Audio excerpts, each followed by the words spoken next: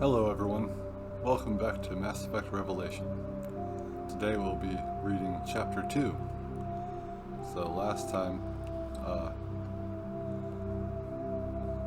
Anderson and his crew went out in the Hastings, the SSV Hastings, to go check out a signal that they caught, and they're hoping that they're not too late, but it looks like they got there and things have already happened, so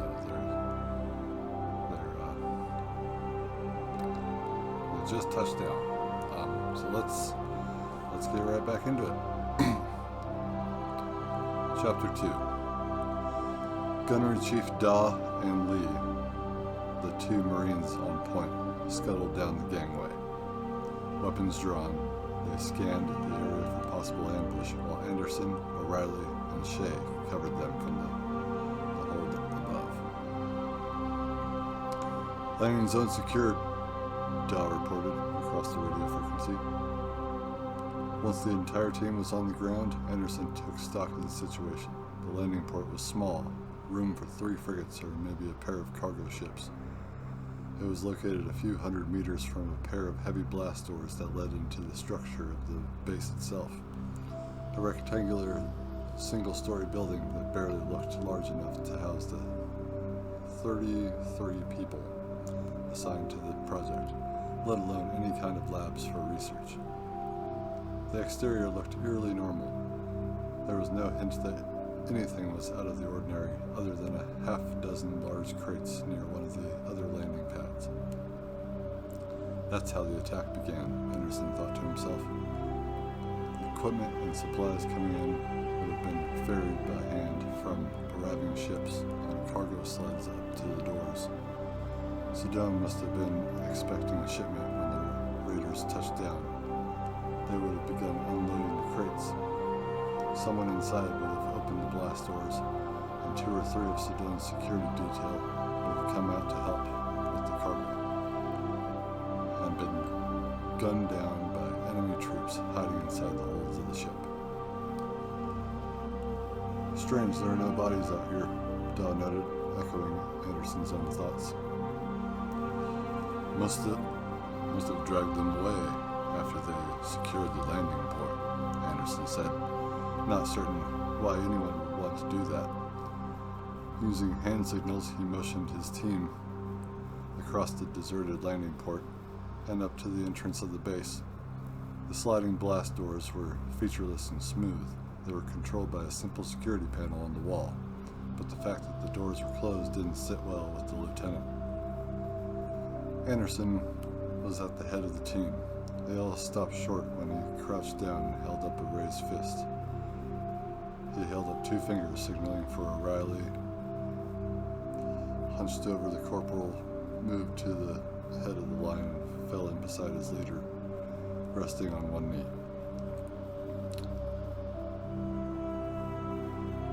Any reason those doors should be closed? The lieutenant asked him in a sharp whisper. Seems a little weird, he admitted. If someone wanted to wipe out the base, why bother sealing the doors when you leave? Check it out, Anderson told his tech expert. Take it slow and careful. O'Reilly hit a button on his assault rifle, causing the handle, stock, and barrel to fold in on themselves until the gun was a compact rectangle, half its normal length. He slapped the collapsed weapon into the locking holster on his hip. From a pocket on his other leg, he pulled out an Omni tool and crept forward, using it to scan the area for faint signals that would indicate the presence of any unusual electronics. Nice catch, LT, he muttered after checking the results. Proximity mine wired to the door. The corporal made a few adjustments to the Omni tool, emitting a short energy pulse to jam the sensors on the mine so he could creep forward close enough to disarm it. The entire process took less than a minute. Anderson held his breath the whole time, only releasing it when O'Reilly turned and gave him a thumbs up to indicate that the trap had been rendered harmless. A nod from Anderson sent the rest of the team rushing forward to breach the door.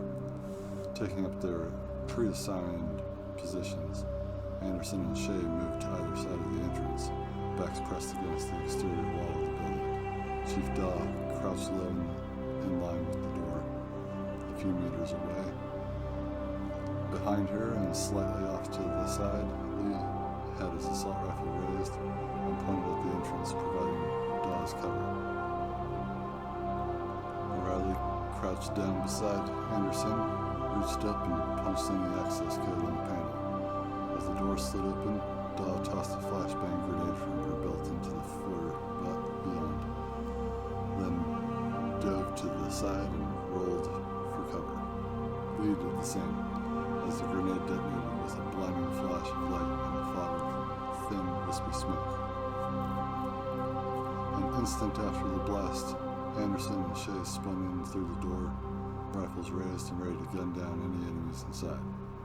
It was a classic flash and clear maneuver, executed with flawless precision, but the room beyond the door was empty, save for a few splatters of blood on the floor and walls. "All clear," Anderson said, and the rest of the team came in to join him. The entire plane was a plain room with a single hallway leading off the back wall, deeper into the base. There was a small table flipped in the corner, and several overturned chairs. A monitor on the wall showed an image of the landing port outside. "Guard post," Daw said, the evidence confirming for her what Anderson had suspected earlier. Probably 4 of them stationed here to keep an eye on the spaceport. Must have opened blast doors when the ships landed here and went out to help them unload their cargo. "I've got blood smears heading down this hallway, Lieutenant," Private Indigo called out. "Looks like the bodies were dragged out of this room and back into the facility." Anderson still couldn't figure out why anyone would drag the bodies away like this, but at least it gave them a clear trail. The ground team slowly made their way deeper into the base, following the smears of blood. The trail took them through to the cafeteria, where they saw more overturned tables and chairs, as well as holes in the walls and ceiling, clear indication that the room had recently been witness to a brief but intense firefight. Further, they passed 2 separate dormitory wings. The door to each individual room had been kicked open, and the interiors, like the cafeteria, were riddled with bullet holes.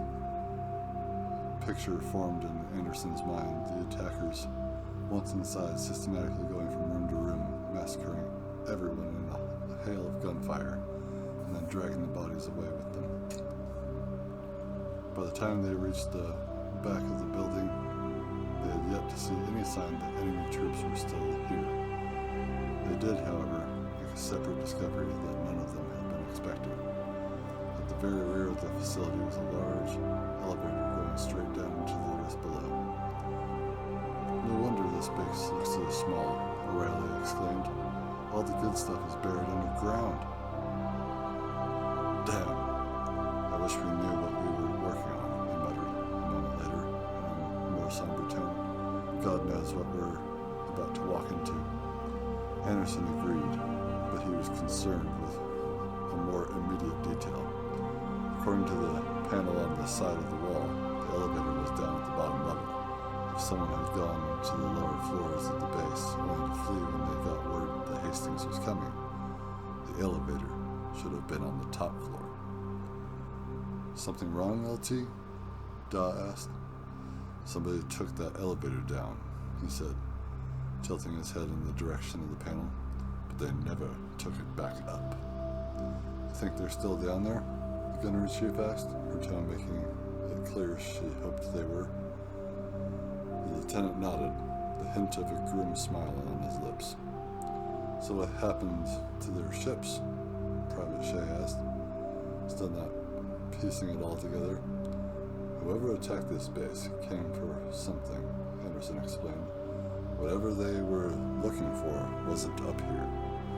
They must have sent a team down to the lower levels to finish up the job. Probably only left a few men up here to keep an eye on things." They weren't counting on an Alliance patrol ship being close enough to respond to the distress calls so quickly. When their scout ship sent word someone was coming through the mass relay, they knew they had about 20 minutes to pick up and clear out. I bet they never even bothered to tell their buddies down below. What? Why not? Why wouldn't they tell them? These elevators might go down 2 full kilometers. Corporal chimed in, helping to spell it out for the inexperienced private. Looks like the comm panel to the lower level was destroyed in the gunfire. No chance of getting a radio message to anyone down below through that much rock and ore. And it could take 10 minutes for the elevator to make the trip one way. If they wanted to alert their friends in the basement, it'd take half an hour. 10 minutes to call the elevator up from the lower floor, 10 minutes to send someone from the top down to warn them, and then 10 more minutes back up again. He continued. By then it'd be too late. Easier just to bug out and leave the others behind. Shay's eyes were wide with disbelief. They just abandon their friends? That's what separates mercenaries from soldiers, Anderson told him before turning his focus back to the mission. This changes things. We've got an enemy unit down there, and they have no idea an Alliance squad is up above waiting for them. We can set up an ambush, Dahl said. As soon as those elevators doors open, we start firing and rip those sons of bitches to ribbons. She was speaking quickly, and a wicked gleam in her eye. They won't stand a chance. Anderson thought for a second, then shook his head. It's obvious this is a seek and destroy mission. They aren't planning on leaving any survivors. There could still be Alliance personnel alive in the lower levels. If there's any chance we can still save them, we have to try. It could be dangerous, sir, O'Reilly warned. We're assuming they don't know we're here. If they somehow do, we'll be the ones walking into an ambush. That's a risk we have to take, Anderson said, slamming his fist against the wall panel to call the elevator back up to the surface. We're going in after them. The rest of the group, including O'Reilly, responded with a sharp, "Sir, yes, sir."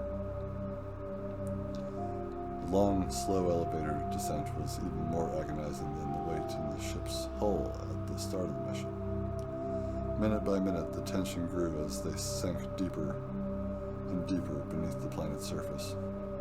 The lieutenant could hear the faint hum of the elevator winch, a dull drone boring into the back of his skull that grew steadily fainter, but never entirely disappeared as they dropped even further down the shaft. The air became heavy, warm and moist. He felt his ears pop, and he noticed a strange smell in the air, an unfamiliar stench he imagined was a mixture of sulfurous gases mingling with alien molds and subterranean fungi. Anderson was sweating profusely beneath his body armor, and he kept having to reach up with a free hand to wipe away the fog condensing on his visor. He did his best not to think about what would happen if the doors opened and the enemy was ready, waiting for them on the other side. When they finally reached the bottom of the shaft, the enemy was waiting for them. But they sure as hell weren't ready. The elevator opened into a large antechamber, a natural cave filled with stalagmites, stalactites, and thick limestone columns. The artificial lights strung across the ceiling illuminated the entire chamber, reflecting off thick veins of glistening metallic ore in the cavern's countless natural rock formations. At the far end was a passage that served as the cave's only other exit, a long tunnel that wound around a corner and out of sight. The enemy forces, close to a dozen armed and armored mercenaries, were coming toward them from the far side of the chamber. They were laughing and joking, weapons at their sides as they headed for the elevator that would bring them back to the planet's surface. It only took Anderson a fraction of a second to decide they looked like murdering raiders and not Alliance personnel, and he gave the order to fire. His team had been poised and ready as the elevator doors opened, and they reacted almost instantaneously to his command, charging forward from the elevator with a barrage of gunfire. first wave of their attack ripped into the pack of unsuspecting mercs. The fight would have been ended right there if it wasn't for their body armor and kinetic shields. Three of the enemy combatants dropped to the floor, but enough of the deadly projectiles were deflected or absorbed so that the rest of them were able to fall back and dive for cover behind the boulders and stalagmites that littered the cavern's floor. The next few seconds of the battle were utter chaos. Anderson's team pushed forward, scrambling to use the cave's rock formations for cover. They had to fan out quickly before the enemy crossfire could pin the entire group down in a single location. The cavern echoed with the staccato recoil of assault rifles and the sharp zip, zip, zip of bullets ricocheting off the rock formations and walls, and the incandescent tracer bullets that made up every fifth round, igniting the room with a ghostly luminescence. Sprinting to a nearby large stalagmite, Anderson felt an all-too-familiar shudder as his kinetic shields repulsed several shots that would have otherwise found their mark. He hit the ground and rolled as a line of bullets struck the floor just in front of him, disintegrating the stone and sending tiny showers of water and dust up under his visor into his face. He came to his feet, spitting out the foul grit and instinctively checking the remaining power on his shields. He was down to 20%, not nearly enough to give him a fighting chance if he had to make another run through direct enemy fire. "Shield status," Anderson shouted into his radio. The numbers came back at him. Rapid fire. 20, 25, 20, 10. His team was still at full strength, but their shields had taken a beating. They had lost their initial advantage of surprise, and they were now facing an enemy squad nearly double their numbers. But Alliance soldiers were trained to work as a team, to cover each other and watch another's back. They trusted their teammates, and they trusted their leader. He figured that would give them the edge they needed over any band of mercs. "Da, Lee, move up on the right," he barked. "Try to flank them." The lieutenant rolled to his right, emerging from behind the stalagmite, shielding him from view and firing a quick covering burst in the direction of the enemy. He wasn't trying to hit anyone. Even with this smart targeting technology built into all personal firearms, it was almost impossible to hit a human-sized target without taking at least a half second to steady and aim. But inflicting damage was not his goal. All he wanted to do was disrupt the enemy so they wouldn't have time to line up Lee or Daw while they alternately advanced, darting in and out of cover. After a 2-second burst, he rolled back behind his own cover. It wasn't good to stay out in view in one place for too long. Even as he did so, Shay popped out from behind a large boulder to lay down another covering burst for his squad mates on the move. And as he ducked back to safety, O'Reilly filled in. As soon as the corporal pulled back, Anderson poked his head out and fired again. This time he emerged from the left side of the stalagmite. Jumping out from behind cover in the same position twice in a row was a sure way to catch an enemy round in the teeth. He ducked back in and heard Daw over his radio saying, "In position, laying down cover fire." Now it was his turn to move. "I'm on the go," he shouted, just before he scrambled out into the open, crouched low, and running hard for another nearby piece of the cave's natural architecture that was large enough to protect him from enemy bullets. Skidding to a stop behind a thick column, he had just enough time to catch his breath and lay down covering fire as he ordered Shay and O'Reilly to make their runs. Again and again they repeated the process, Anderson sending one person on the move while the others laid down covering fire to keep the enemy on the defensive. He varied who would go each time.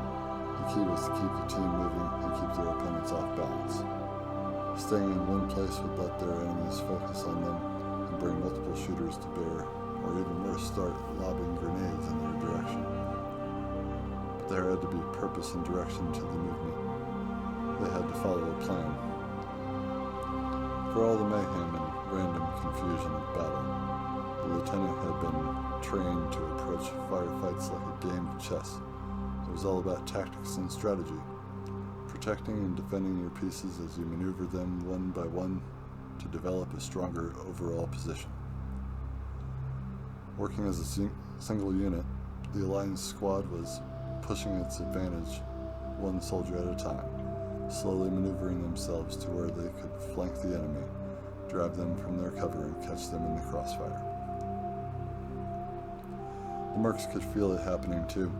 They were pinned down by the coordinated efforts of Anderson and his crew, trapped virtually helpless. It was only a matter of time before they launched a suicidal counter-assault or broke ranks in a desperate retreat. In this case, they chose the latter. It seemed to happen all at once. The mercs burst from their cover, backpedaling toward the passage behind them as they fired wild bursts in the vague direction of the Alliance soldiers. Exactly what Anderson and his team had been waiting for. As the mercs fell back, Anderson stood up from behind the boulder he was using for cover. He was exposing his head and shoulders with someone running backwards while shooting an assault rifle would be lucky to hit the broadside of a battleship, let alone a target half the size of a human torso. He braced his weapon on top of the boulder to steady it, took careful aim at one of the mercs, let his weapon's auto-targeting systems get a hard lock, then slowly squeezed the trigger. The merc did a short, stuttering dance as a steady stream of bullets depleted his shields, shredded his armor, and ripped through his flesh. The whole sequence took maybe 4 seconds from start to finish, an eternity if they had been worried about someone on the other side, calmly lining them up in their sights. But with that threat now gone, Anderson had more than enough time to guarantee his aim was lethally accurate. He even had a chance to line up a second merc and take her down too. And he wasn't the only one taking advantage of the situation. All told, his team dropped 7 of the mercs during their desperate retreat. Only 2 managed to escape with their lives, making it to the safety of the passage and disappearing around the corner. Alright. Awesome. Finally getting some action. So, I guess they are still there, but the ships that they came in on are long gone. And so now we got a firefight in where I assume is the actual research facility, like 2 kilometers down below the planet's surface. So, with that was the end of chapter 2. We will be doing chapter 3 here pretty soon. So I'm glad that you guys have decided to, take the time and follow the reading, because it's all relative. It all matters in the grand scope of all that is Mass Effect. So I'm glad that you are here and you're willing to sit down with me or at least have me in the background and listen to a story. All right. Well, I'll catch you guys next time. Oh, and also, thumbs up. Leave comments down below if you liked it. Subscribe too. And I also got other videos on the channel too. Some blind playthroughs and a Mass Effect playthrough as well. So please check that out, everyone. Bye.